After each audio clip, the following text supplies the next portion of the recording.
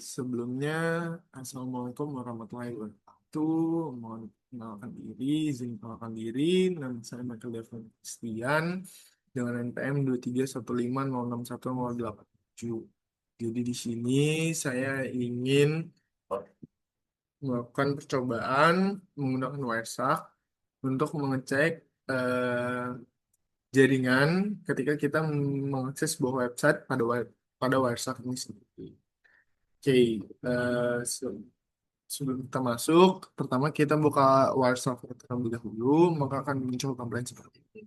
Dan ini beberapa jaringan yang sedang digunakan, ada WiFi, Ethernet 2, dan juga adapter. Nah, bisa kita lihat di sini, jaringan yang aktif itu memiliki traffic ataupun jalur lalu lintas yang padat pada setiap jaringannya. Ini berarti setiap jaringan itu sedang diakses. Nah, oke, karena saya menggunakannya WiFi untuk berkomunikasi dengan server ataupun dengan cloud. Di sini kita akan buka WiFi itu sendiri. Oke, ketika kita buka WiFi, kita klik dan dia akan langsung muncul list jaringan-jaringan apa saja yang sedang saya buka. Eh, jadi di sini dia akan menampilkan setiap data tentang apa saja yang saya buka di laptop saya, mulai dari website dan juga ketika saya membuka sebuah aplikasi pada Google Chrome ataupun internet. Oke, di sini saya ingin mencoba melakukan analisis ketika kita membuka sebuah website dan juga nantinya akan saya analisis apa saja yang muncul pada website ini sendiri. Oke, kita pertama-tama akan membuka Google Chrome terlebih dahulu. Di Google Chrome di sini kita akan coba mengakses website YouTube. Oke, YouTube-nya kita lihat dia sedang berkomunikasi. Nah, oke. YouTube-nya sendiri sudah terbuka dan sudah muncul halaman depannya YouTube. Oke, kita bisa balik lagi ke Website dan juga bisa kita stop terlebih dahulu. Oke, stop ini dia akan stop ataupun berhenti menganalisis ataupun ngecek komunikasi-komunikasi jaringan yang ada gitu sampai di terakhir kali kita membuka apa. Oke, bagaimana cara kita mengecek ataupun menganalisis eh, sebuah website tertentu? Kita bisa klik find yang ada di sini.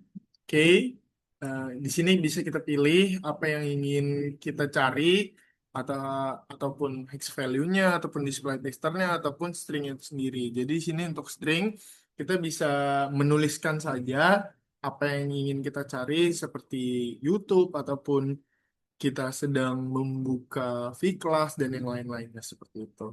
Oke, karena kita ingin menganalisis YouTube, kita akan search YouTube. Oke. Oke. Nah, bisa kita lihat di sini, ini sudah tampil untuk yang bagian YouTube itu sendiri. Nah, bisa kita lihat di sini, ini ada ada panah ataupun ada sekitar pembatas lah, pembatas. Nah, bisa kita lihat di sini yang berhubungan dengan YouTube itu sendiri itu mulai dari sini package nomor 1756 sampai 1769. Karena tadi kita berhentikan langsung, jadi package-nya hanya segini saja. Oke, sebelumnya bisa dilihat di sini ada beberapa protokol yang digunakan ataupun yang diakses yang digunakan untuk mengakses YouTube itu sendiri mulai dari TCP dan juga DNS itu sendiri. Oke, pertama-tama kita akan ngecek untuk yang DNS ini sendiri. Nah, untuk yang paket nomor 1766 dengan waktu itu sekitar 55,269. Nah, bisa kita di sini ini untuk source-nya adalah IP saya, IP laptop saya sendiri. eh oh sorry, untuk source-nya ini, oh iya benar, ini untuk IP laptop saya dan untuk destination-nya adalah YouTube itu sendiri. Jadi untuk yang DNS ini eh, itu IP laptop saya sedang mencoba untuk menghubungi ataupun mencoba berkomunikasi pada domain melalui protokol domain name server untuk mengakses YouTube. Sekitar di sini YouTube melalui google.com itu sendiri seperti itu. Dan juga ini ada beberapa paket-paket yang dikirimkan bisa kita lihat. Nah, ini untuk standar query-nya itu sendiri untuk mengakses YouTube melalui Google. Oke. Selanjutnya ini juga ada DNS. Dia coba berkomunikasi. Nah, ini komunikasi dari YouTube-nya itu sendiri ke IP saya. Ini kebalikannya. Kan, kalau yang ini tadi itu dari IP saya ke YouTube, ini dari YouTube ke IP saya untuk mengirimkan ataupun membalas komunikasinya itu sendiri. Nah, bisa kita lihat untuk yang TCP-TCP-nya ini, bisa kita ambil contoh yang ini. Ini adalah komunikasi dari laptop saya ke YouTube, di mana untuk CP ini itu eh, laptop saya atau komunikasi yang diinginkan di CP ini adalah komunikasi yang timbal balik ataupun yang ingin langsung dibalas seperti itu. Bisa kita lihat di sini, ini adalah hasil dari komunikasi dari DNS itu sendiri yang menghasilkan TCP. Ini untuk dan juga CK ini menandakan bahwasanya komunikasi ini diminta untuk bisa langsung dibalas tanpa perlu ditahan ataupun di buffer terlebih dahulu. Dan juga setelah itu dia akan berkomunikasi kembali mengirimkan data. Bisa kita lihat ini line-nya, MSS-nya dan juga subpromnya. Kurang lebih seperti itu. Oke.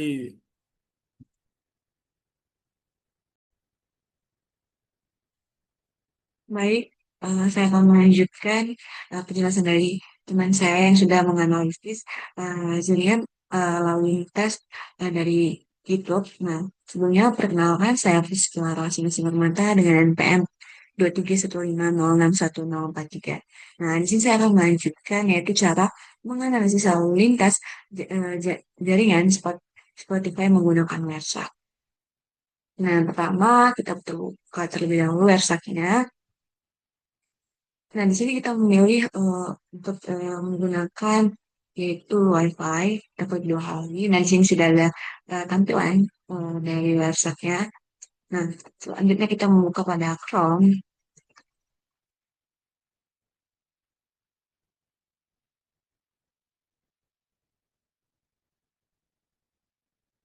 Nah, di sini kita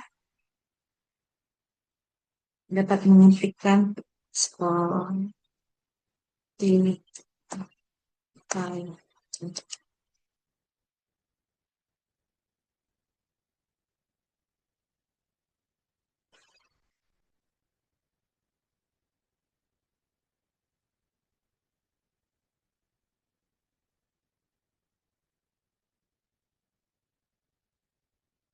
Nah, di sini sudah terbuka untuk Spotify-nya.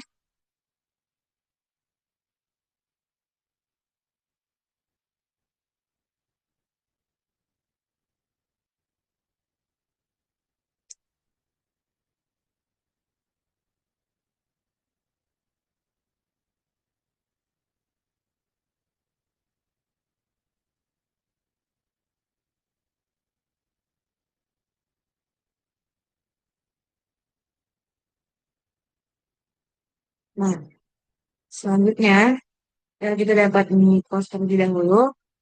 Nah, di sini kita dapat eh, mencari di mana.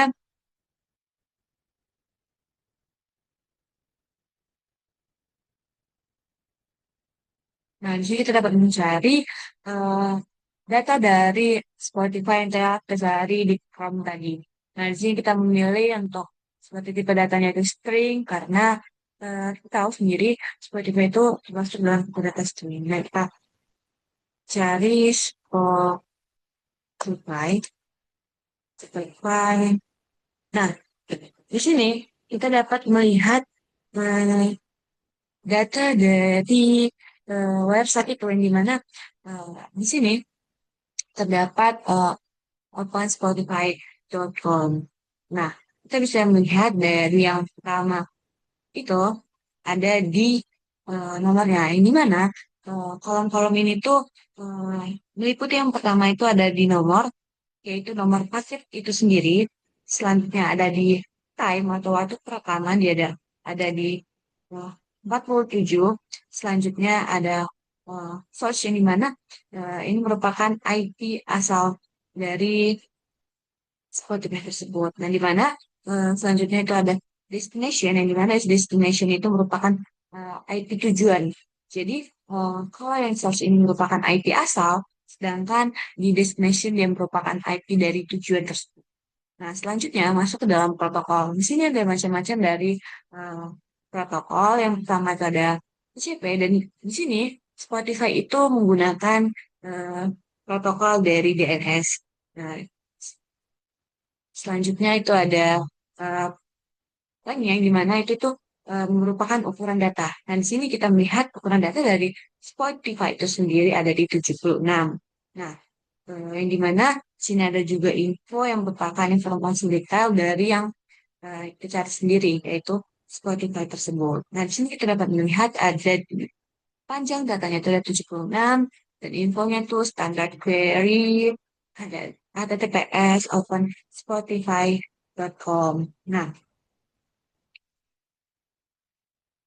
yang dimana eh, ini kan terdapat nomor nomor paket, yang dimana itu merupakan paket itu yang mendeteksi aktivitas dari DNS atau disebut dengan domain name system, yang dimana perangkat pengguna dari IP yang ada, yang dimana IP itu sedang melakukan query atau meminta penerjemah alamat IP untuk domain dari Spotify ke server DNS, yang dimana kita bisa melihat dari IP source-nya ini ke IP tujuannya, yaitu di 118.945.99. Nah, di sini kita juga dapat melihat untuk paket-paket yang lain yang sedang berjalan. eh, Kita dapat melihat paket-paket yang ada di bawah dari Spotify itu sendiri. Ya, ada yang protokolnya itu UDCP, dan juga ada yang ada juga yang ke DNS. Nah, di sini tuh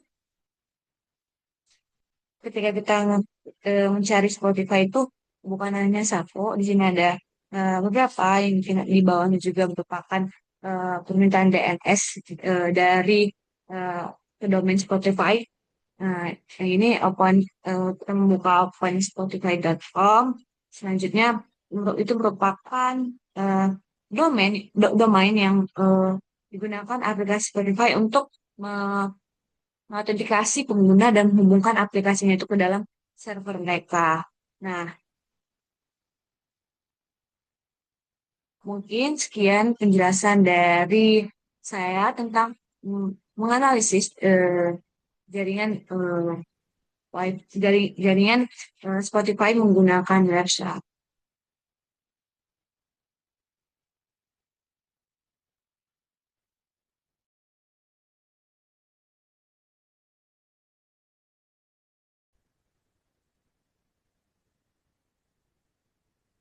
Oke, di sini eh, tadi saya sudah mencoba untuk menginstal ulang untuk Wahzunya itu sendiri. Sekarang dia sedang proses penginstalan Wahzu. Sekarang mari kita tunggu terlebih dahulu untuk penginstalannya selesai.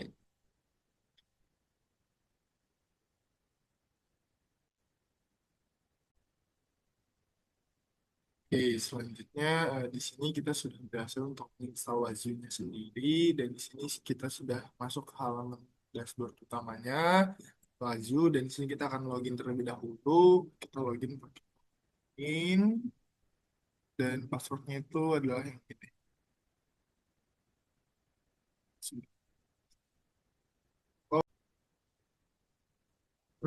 Oke, di sini kita sudah berhasil untuk login ke Wahzunya, dan juga kita tinggal menunggu untuk API connection-nya, API version-nya, dan yang lain-lain hingga masuk ke halaman utama dashboard Wahzu.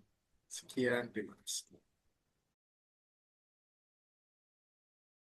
Baik, setelah kita melakukan penginstalan dari Webby tersebut, kita akan mengaktifkan agen yang ada dalam Mojunya.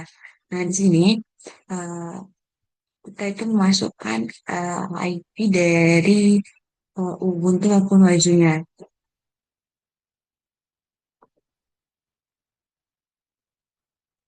Nah, di sini kita dapat melihat untuk dari IP-nya itu ada di 192.168.041. Nah, selanjutnya di sini ada eh, wajunya yang dimana di sini kita akan mengaktifkan agen yang ada. Nah, di sini kita bisa mengklik di bagian Linux. Selanjutnya kita masukkan IP sesuai eh, dengan IP waju ataupun IP dari Ubuntu. Nah, di sini IP yang saya gunakan adalah 192.168.041. Nah, selanjutnya di sini ada agen eh, nama dari agen tersebut. Di sini saya membuat namanya Praktikum PSI. Nah, setelah kita membuat nama dari agen tersebut, di sini kita akan memasukkan eh, exciting groups-nya. Di sini kita memilih default.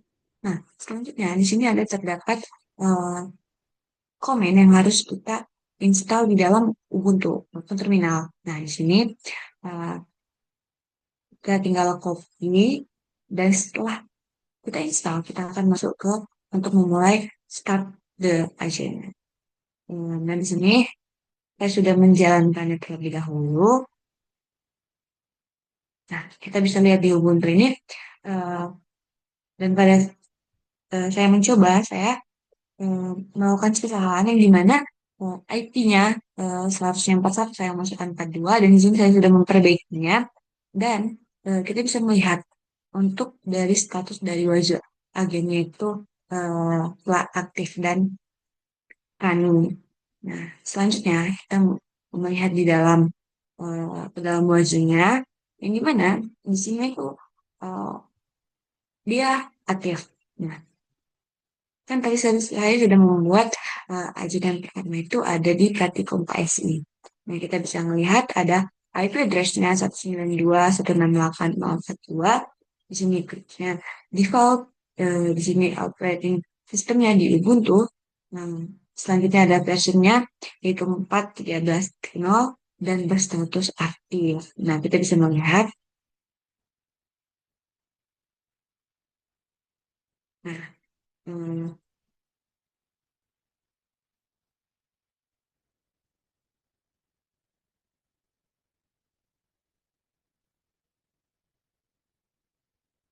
kita bisa melihat di sini ada